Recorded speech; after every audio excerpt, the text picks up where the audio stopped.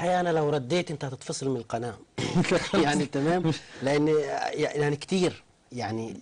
لكن ليس هذا اكثر ما قيل تطرفا، بالتاكيد ليس هذا المقال. لكن هذا وضع طبيعي، يعني انا شايف ان السياق طبيعي. يعني احنا شفنا الذكر وهو بيتحدث وهو بيخطب، شفنا خطاباته ولهجته، طبيعي ان يكون المكون او اللي حواليه بهذا الشكل. يعني انا مش شايفه سياق مش طبيعي، او مش شايفه يعني مختلف. ليه؟ لان اللي بيتكلموا بالطريقه دي على رجل يجب ان يطبع برنامج ويوزع، ما هو ايه البرنامج اللي هيطبع؟ يعني ايه المعلومه الجديده اللي هتقال عن السيسي في برنامج احنا مش عارفينها؟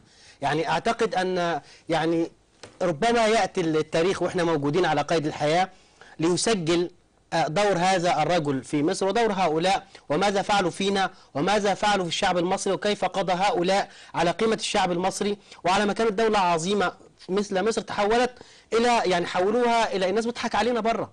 يعني هذه المقالات التي تكتب، والغريب بين الشيوخ وبين الشباب، يعني مش الصحفيين او الاعلاميين الكبار بس، او اللي هم حالة عامة من عند وكأنه في عدوى، وكأن السيسي معاه بيروسول بيرشوا كده على الناس فيديهم العدوى، فكلهم ياخدوا العدوى ويكتبوا.